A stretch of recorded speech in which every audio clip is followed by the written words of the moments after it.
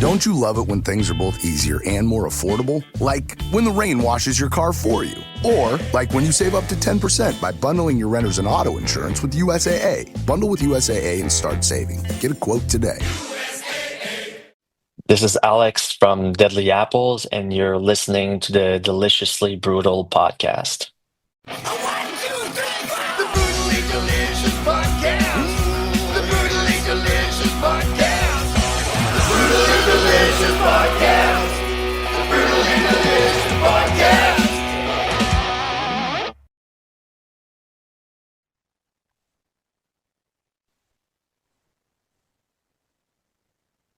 Hello. Hello. Hey. Hey, how are you? I'm good. Yourself? I'm well, thank you. Give me 1 second here. Make sure. Did you get the recording button up there? Yeah. Okay, good. All right. All right, we are all set, I believe. How are you today? I'm good. Pretty busy. Where- How about you? Yeah, where are you? I'm well, thank you. Where are you at in the world? I'm in the countryside near Montreal, Canada. Oh, nice. Is it still cold up that way? Yeah, but spring is starting, so it's not too bad. Where are you at? I am in Richmond, Virginia. Oh, cool. And today is really nice. I don't know what the Celsius would be, but it's in the mid 70s. Okay. All right, Cool. we can just jump in with Deadly Apples then if you want. For those not familiar, like myself, I was not familiar. Can you give us like the 2-sentence elevator boardroom pitch? Who Deadly Apples is? Well, we're a rock metal band from Montreal, Canada, and yeah, that's an interesting question. Just sending a pitch like that. I'd have to think of something better to say, actually. Yeah, no worries at all. So let's just jump in then. How did the collaboration Deadly Apples with Richard Patrick of Filter and Danny Lohner come about? And how do you think it shaped the sound of the track? Volatile.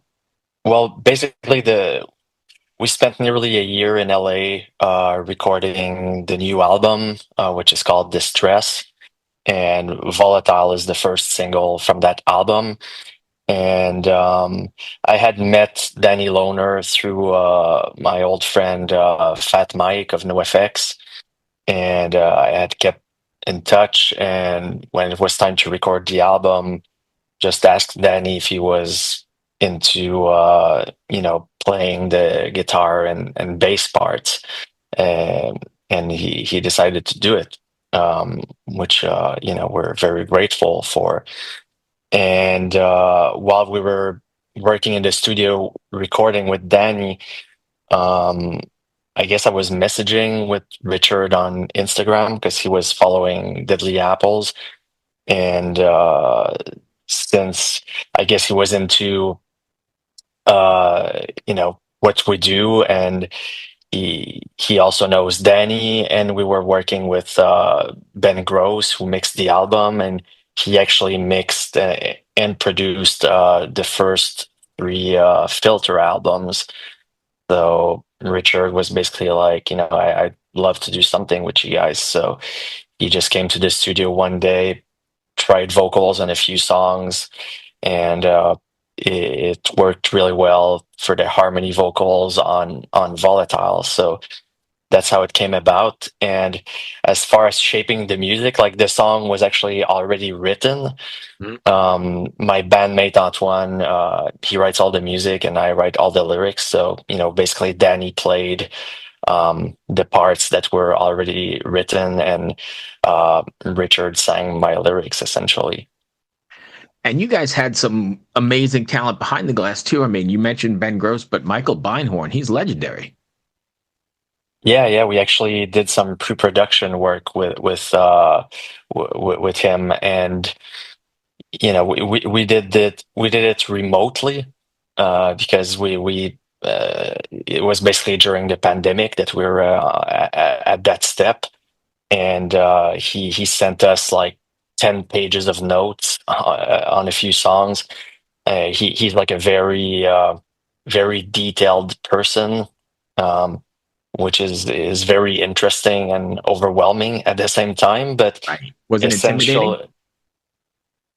Um, I wouldn't say intimidating, but we definitely questioned ourselves. I Right. think, in a nutshell, what he was saying was that it felt like we were restraining ourselves, and he basically pushed us to just go full on, and that's when Antoine came up with much heavier songs Right. and more aggressive songs, and that's ultimately, I guess, the main direction of the album, even though some of the songs are more um accessible, and more pop oriented in a sense. Okay. When you said you've been sitting on these songs since the pandemic. Well, we were working on songs, since that point, and initially there was a first batch of songs that were a bit different, and that's when Michael came in and basically realigned us in a sense. So we ended up not keeping most of that first Oh, batch of really? songs, and yeah, so that's when Antoine started Right. writing more of the heavier The reason songs. I the reason I asked that is sort of, I mean, art imitates life, right? So stuff that was written in the pandemic may be a whole lot darker than stuff you would write here in 2025. Or maybe, I guess maybe not, but you know what I'm saying? Well, regardless of the pandemic, we were both, going through difficult times in our lives, and it definitely is reflected in those songs, in my lyrics and in Is it his cathartic music. as well? Yeah, for sure. But for me, the most cathartic part is, during our live shows, like going on stage. Um, because, nothing against that, but I guess most bands, they go up on stage, play their instruments, get off stage, and that's it. Like, to me, before I go on stage and while I am on stage, it's like I just go to this whole different place in my head. It's really it feels like an exorcism of sorts, and I'm really feeling it. And I guess that's part of what makes our shows very intense and unique and unpredictable. Right. Um, but yeah, for me, definitely on stage is you know when it really happens. So when you're writing those songs then, especially for like distress, are you writing those songs for how it is going to come across on stage and how you're going to for a feeling, or are you writing the songs for the song's sake and then kind of translating it into the live? I can say to my new Samsung Galaxy S25 Ultra, hey, find a keto-friendly restaurant nearby and text it to Beth and Steve. And it does, without me lifting a finger. So I can get in more squats anywhere I can. 1, 2, 3. Will that be cash or credit? Credit. 4. Galaxy S25 Ultra, the AI companion that does the heavy lifting so you can do you. Get yours at Samsung.com. Compatible with select apps. Requires Google Gemini account. Results may vary based on input. Check responses for accuracy. For the song's sake, and then figuring out how we're gonna pull off doing it live is like a problem for later. Right. But yeah, when we're in the studio, the idea is just to have the best song possible, and if it needs 20 layers of vocals or guitars or whatever it is, then that's what we're doing, and then we'll figure out later how to do it live. Right. What is a live set? I've not seen you guys, but I've heard there's tons of energy. What is the give and take between the crowd is pretty amazing then, right? The energy. Yeah, like I feel like in general, rock music has become very safe and bland and boring in the past several years. And when we go when we go on stage, and it's not even like necessarily planned, but it's, I guess how I described earlier, to me, it's like therapy in a sense. And the experience that it creates is, you never know what the fuck's gonna happen. And that's something that we've been told by a lot of people who have seen us live, whether it's fans or other bands or industry people. We often get told that we're essentially bringing back the danger to the stage, which has been missing. And that's also something we noticed, because we've been fortunate enough to open for several great, huge bands, like Rob Zombie, Korn, Deftones, Marilyn Manson, etc. And I feel like a lot of people that go to these shows, they usually don't give a fuck about the opening acts, like they're just on their phones or talking with their friends or whatever. But I see it in the crowd every time, like just people's jaws dropping, like, Right. holy shit, what the fuck is happening here? And that's a comment that we get a lot from people, that we weren't expecting anything from a support band, and we were kind of blown away. So yeah, obviously we're very appreciative, when we get that sort of feedback. Right. So with music this intense and emotional or whatever, do you find that, or I mean, is there a message you want your fans to take away from after listening to Distress? I like to think that each person can make up their own meaning. I feel like that's more interesting than me laying out, oh, this song is about this very specific thing that happened to me, or I guess the lyrics in general are, a mix of personal experiences or just thoughts, and at the same time, with the backdrop of the current social climate, with like extremes on both sides. Um, but yeah, like if people are able to have their own interpretation and meaning to whatever they're going through, whatever's happening in their own lives, then I think that's the best thing. But obviously, it's very, very dark and heavy for the most part. And I mean, you mentioned like more danger and pushing the limits. So do you ever find you've put too much of yourself into that and you've reached the point, hey, maybe I shouldn't have crossed that line and let everybody know this, or do you not even care and push?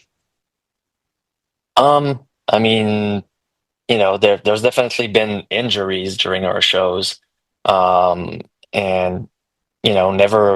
it's never on purpose, but it just Oh, no, no, happened. no, no. in I think the you got me mixed up. I'm talking about like when you're in your lyrics and in your, do you, Oh, okay. I think if you get more, you ever find yourself too vulnerable? You put too much of yourself in it? Um, I mean, Or is that the uh, point of it? yeah, I guess I wouldn't write it if I wasn't feeling comfortable with it. But there's definitely some songs, especially on, the new album, that are really really dark and personal. And it does feel vulnerable, but at the same time, I think that's what makes it real and authentic. Fair enough. Are you planning on taking Deadly Apples on the road here this summer or in the coming months? Yeah, well, we're in a week and a half. We're playing this massive festival in Peru, called Vivo XL Rock, and Nice. we're we're actually on the main stage right before Anthrax, Marilyn Manson, and Avenged Sevenfold. So that's going to be really awesome because the crowds in South America are That's what I've insane. heard. I've never been, but I talk to people who say they're nuts.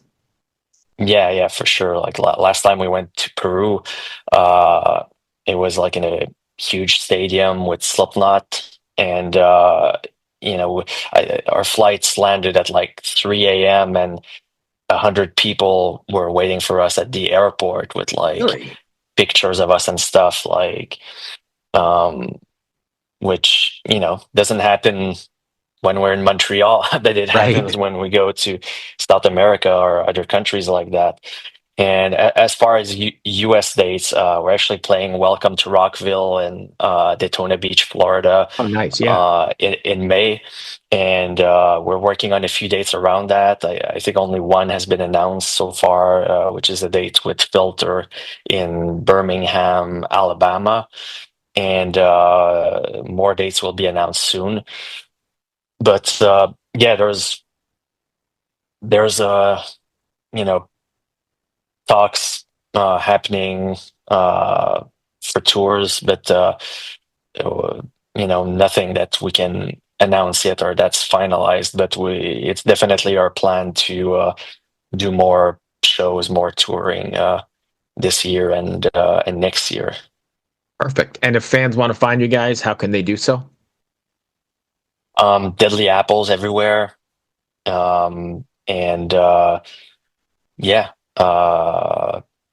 Basically we're I'm not sure if I mentioned it, but the new album Distress is coming out this summer. I don't have the exact date yet, but in the meantime we'll be releasing new songs and new music videos every 5 to 6 weeks.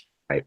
I'm not sure when this is going to be released, but we're just about to release the second track from the album called Envious and Little, and we're just looking forward to people hearing what we've been working on for quite a while.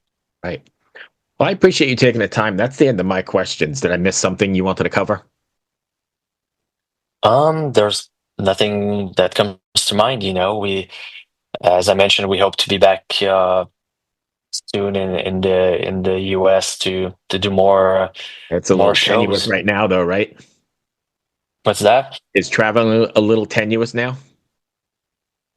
Well, I mean, since the pandemic, costs went way up. That's the reality facing right. a lot of bands. But it is what it is, and we make it happen. Fair enough. Now, my friend, hope you have a good day. Thank you for everything and taking the time. I appreciate it. Yeah, thanks for having me. I appreciate it.